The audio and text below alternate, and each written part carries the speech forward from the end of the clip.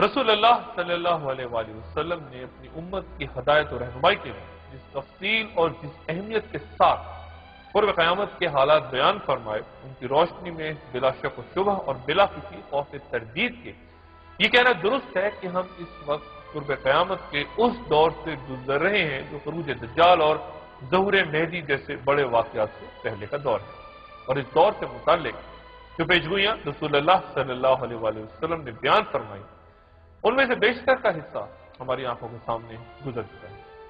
آپ کا ایک سٹیٹمنٹ تھا کہ 1962 میں امام مہدی کا ظہور ہو چکا، اس پہ تفصیل جاننا چاہوں گا۔ میری یہ بات آئی تھی اور یہی راولپنڈی کے ایک جلسے میں نے یہ بات کہی تھی اور میرا گمان تھا، لیکن وہ گمان صحیح ثابت نہیں ہوا۔ یہ ہمارے اندازے ہوتے ہیں۔ ویسے یہ کہ بحیثیت مجموعی جن حالات میں حضرت مہدی کا ظہور ہونا ہے وہ حالات وجود میں آ چکے ہیں۔ ان تمام ائمہ اور محدثین نے مختلف روایات سے بیان کیا کہ یہ 10 آیات کسی بعد الالف، کسی 1000 سال کے بعد، دوسری صدی ہجری شروع ہونے کے بعد ظاہر ہوں گی۔ ان تمام حدیثوں کو سامنے رکھ لیں۔ اگر یہ اس 1000ویں سال میں امام مہدی علیہ السلام نے آنا ہوتا، ان کو ظاہر ہونا چاہیے تھا جب ہجری کا سن تھا سن 1200 کچھ۔ وَمِنَ الْقُرْآنِ إِلَّا دَرْسُ، قرآن کی تدریس رہے گی، قرآن پر عمل نہیں رہے گی۔ البتہ آپ کتابوں کا مطالعہ کریں، یقیناً آپ اس بات کو محسوس کریں گے کہ وہ علامات تقریباً 70-80% علامات پورے ہو چکے۔ اذا بعد القریب وقرب البعید، امام زمانے کے ظہور کی علامت یہ ہے کہ نزدیک دور اور دور نزدیک ہو۔ آپ دیکھیے ہم یہاں بیٹھے ہوئے ہیں، ہماری آواز دنیا کی کہاں کہاں تک جا رہی ہے، اور کون کون سن رہا ہے؟ سب دور نزدیک، اور نزدیک جو ہے وہ دور۔ آج باپ بیٹے میں اتنے جدائی ہیں کہ باپ بیٹے کو نہیں جاتا کہاں ہے، اور بیٹے باپ کو کا پتہ نہیں ہے کہ وہ کہاں ہے۔ یہ بھی ایک علامت ہے۔ اذا قرب البعید وبعد القریب، ایک جملے اور ہے وَإِذَا رَكَبَ الْحَدِيدُ عَلَى الْحَدِيدِ، جب لوہے پہ لوہا چلے، یہی ریل، اس کا ٹائر بھی لوہے کا ہے اور پٹری جو ہے وہ بھی لوہے، یہی ہے کہ ایسی حالت ہوگی کہ استعمار اور استکبار اور استثمار والے جو ہے نا، وہ دنیا کی بڑی بڑی چیزوں کو اپنے قبضے میں لیں گے اور مسلمان ان پر محتاج ہوں گے، جیسے کہ آج نہیں ہے۔ آج ہم محتاج ہیں کہ نہیں؟ محتاج، ہر چیز ہمارے پاس ہے، پھر بھی ہم اغیار کے محتاج ہیں، پھر بھی ہم ان کی طرف دیکھ رہے ہیں۔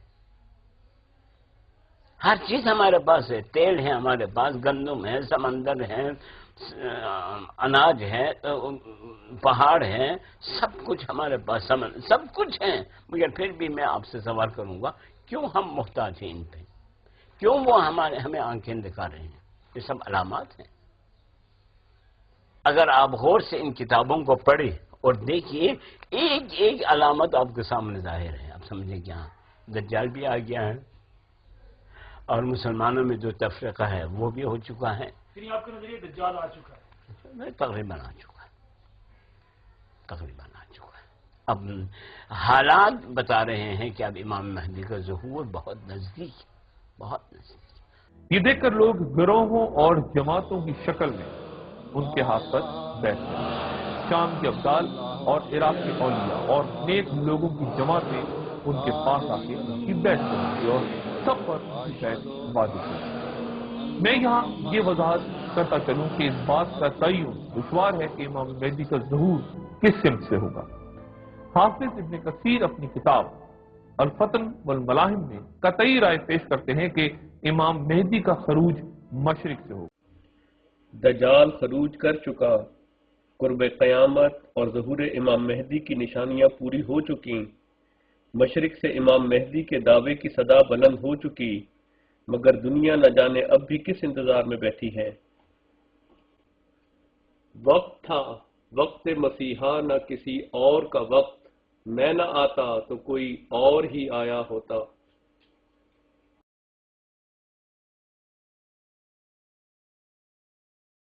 تو پھر حقیقت زمانہ 225 سال کا نہیں گزرا. احادیث مبارکہ اور ان غیر احمدی علماء کے اپنے اقرار کے عین مطابق آج سے ٹھیک 125 سال پہلے یعنی 1882 عیسوی میں حضرت مرزا غلام احمد قادمی علیہ السلام نے معمولیت کے الہام کے دعوے کے ساتھ اپنے مشن کا آغاز فرمایا، مگر سب افسوس کہ اپنے وقت پر آنے والے اس معمور من اللہ سے بھی علماء وقت نے وہی سلوک کیا جو ماضی کے منکرین کا شیوہ رہا ہے.